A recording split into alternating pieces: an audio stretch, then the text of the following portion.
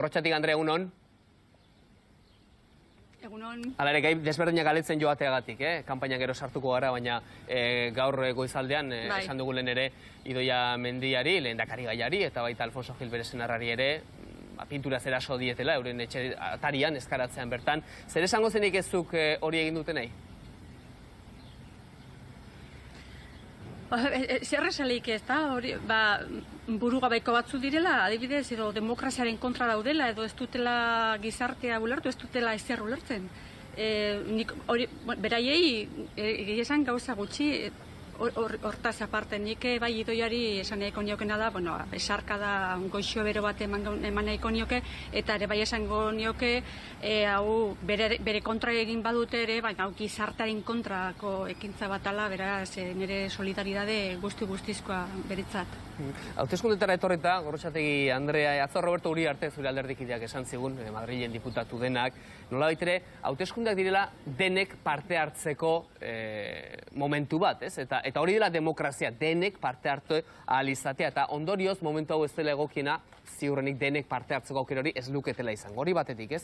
Baina bestaldetik lehendakariak esaten zuen, eta alor juridikoago bati helduta, urriak 25 muga dagoela hauteskunde horiek egiteko, bestela ezagutzen ez dugun egoera baten egongo inatekela parlamenturi legebiltzarrik gabe. Zuen ustez, noiz arte egon gintezke hortaz, bi ardatz hauek kontuan hartuta, noiz arte egon gintezke hauteskundeak egin gabe? Beitu, egia da hori Eusko Jaurlaritzak edo EAJak, lehendakariak eta Ortuzarrek ere, eta zerbitzu juridikoek hola eskatuta txostena horrela idatzi dute, jarri dute hori prius hori, ez da, ezarri dute, hau da, urriaren 25-etik aurrera ezileike joan.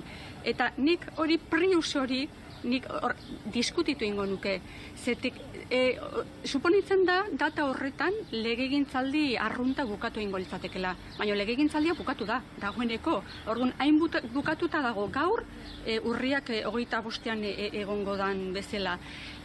Orduan, egia da urriak 25ean bukatu egiten zala ohiko legegintzaldia, baina zer gertatzen da, urriak 25ean pandemia ikaragarria baldin badaukagu, edo imagina dezagun eta ez daitela gertatu, baina bihar etorriko balietz beste krisi larri bat, eta urrian oraindik horretan sartuta egongo bagina, zer gertatuko litzateke? Hauteskundeak egingo lirateke? Hau da, muga juridiko hori, hasteko niretzat ez da planteamendu egokia. Eta beste alde batetik, ez ohiko egoera bat aipatzen dugunean, nahi du esan, ez ohikoa dala, hau da, lege arruntak, ordenamendu arruntak askotan ez duela balio. Eta kasu horretan hori gertatuko litzateke ere. Pandemia baten murgilduta baldin bagaude bete-betean, eta urrian horrela baldin bagaude, ez du inporta zer esaten duten zerbitzu juridikoak ezingo litzateke. Beraz, jartzea prius hori juridiko hori, gauza natural bat, oztopo natural bat, gaindiezina izango balitze bezala, ez dauka zentzu askorik. Edozein kasutan ez, uztailan diren honetan, 15 positibo atzo Euskal Autonomia Erkidegoan, eta kalera begiratuz gero, jendea nahikoa normal dabilela kalean ere konturatzen gara. Badaude muga batzuk ezarrak eta errespetu behar dira, baina lasaitasun giro bat antzematen da. Uztailak 12ko hain data txarra da, Elkarrekin Podemosentzat, ikusirik nola atozen gauzak, 15 positibo atzo esaterako PCR testetan. Guretzat ez inontzat ez da txarra ez ona. Hau da, datari buruz hitz egiten dugunean eta uztaila ezala momentu hauteskundea deitzeko esaten genuenean, esan guri ondo datorkigulako edo gaizki datorkigulako hori ez da kontua. Kontua da, pandemia baten deseskalatze prozesuaren barruan gaudela, oraindik hasi berri dugula deseskalatze prozesu hori, ez dakigula ze emaitza izango dituen osasunaren gainean, eta orduan, hauteskundei buruz hitz egitea oso arineki dela. Bestal gainera, baita ere, hauteskunde giroak eskatzen duelako konfrontazio politikoa, hori hauteskundetan esentziala da, naturala da, bata bestearekin dijoan gauza da, eta ez dut uste orain momentua danik, ez genuen uste momentua zanik ustailerako hauteskundeak planteatu ezkero, momentu honetatik aurrera hauteskunde konfrontazio giroan sartzeko. Kampaina nolakoa espero duzuzuk, nolako egin behar da kampaina, bi asteko eskatu duzue, nolakoa etorriko da?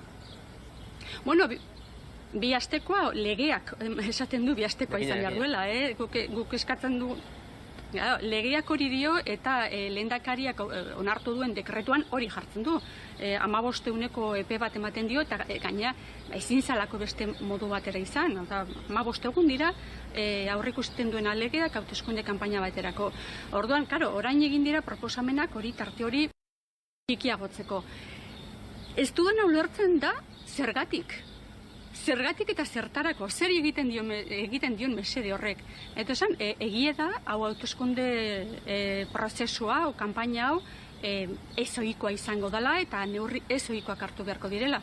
Baina zergatik murriztu denbora da, nik gauza bat oraindik ulertzen ez dudana. Nik horren kontrako argumentuak asko dauzkat, ez bakarrik legeak esaten duelako, baizik eta demokraziaren ariketa sano batek eskatzen duelako tarte gutxineko bat egotea kanpainarako, baina kontrakoa zertarako, zergatik murriztu, hori da justifikatu ez da inoiz ez dut ulertzen. Kanpaina hori modu berezen egin beharko da hemendik aurrera ere, pentsatzeko da komunikabideetan egingo dela nagusigi, bere ongo gara Euskal Telebistan ere, telebista publikoan horri bide emateko, baina zure ustez kanpainaren ardatza eta gakoa zein izango da, eta bide bat ez hartzearen, ez? Orain arte ardatzi nagusientakoa, gure herri honetan, ez?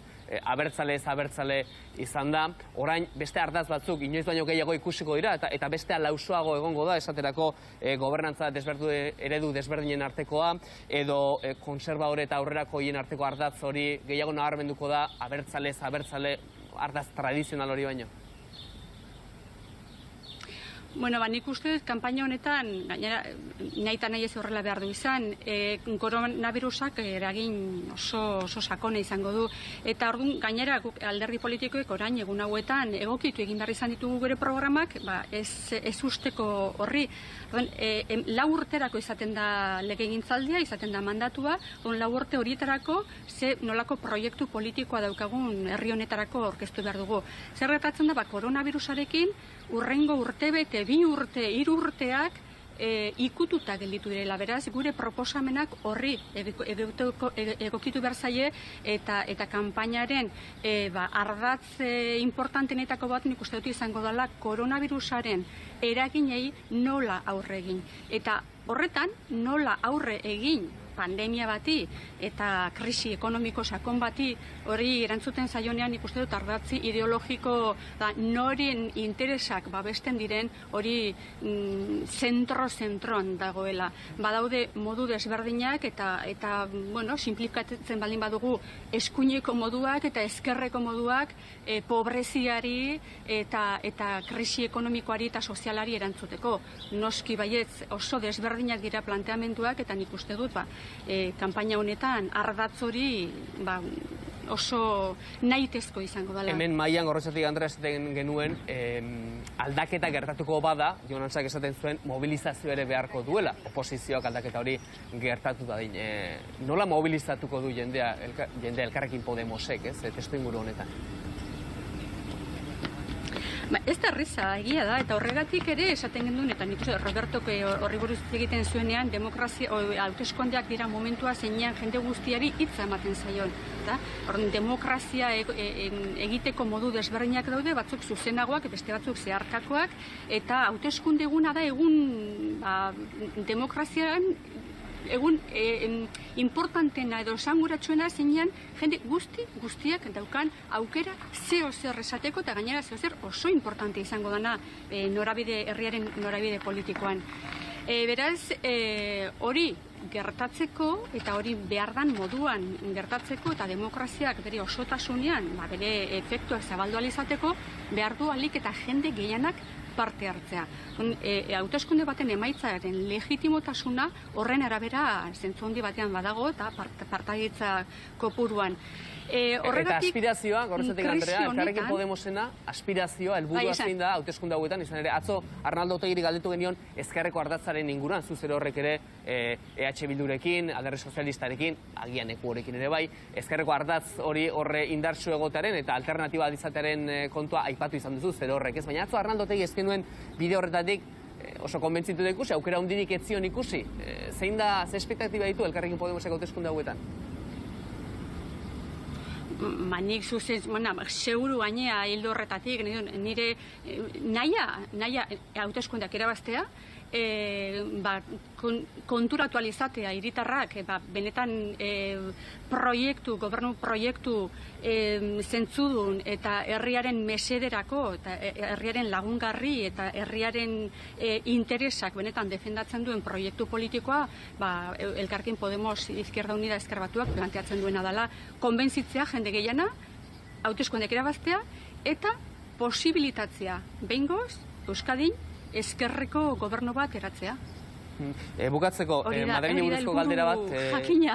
Bai, esan egin zuen, Sánchezen gobernuak gaur eta tartean da Unidas Podemos ere, zure alderdia ere, nolabait ere, alarma egoera luzatzeko eskea egingo du, eta ziurrenik babesare jasoko du kongresuarena. Baina, babes hori badirudi gero eta garestiago dagoela, gero eta zailago ari dela gertatzen, eta negoziatu beharreko gauza asko. Alarma egoera zarago, gero gobernatzen ere jarraitu beharko du Sánchezek. Gobernatzea gero eta garestiago dauka Sánchezek, Madrilen, Espainian? Bueno, momentu hauetan esaleike alarma egoerak behar du onespena kongresuarena. Orduan, alderdi politikoek erabili dute egoera hau bere interes partidista propioak horren mesederako.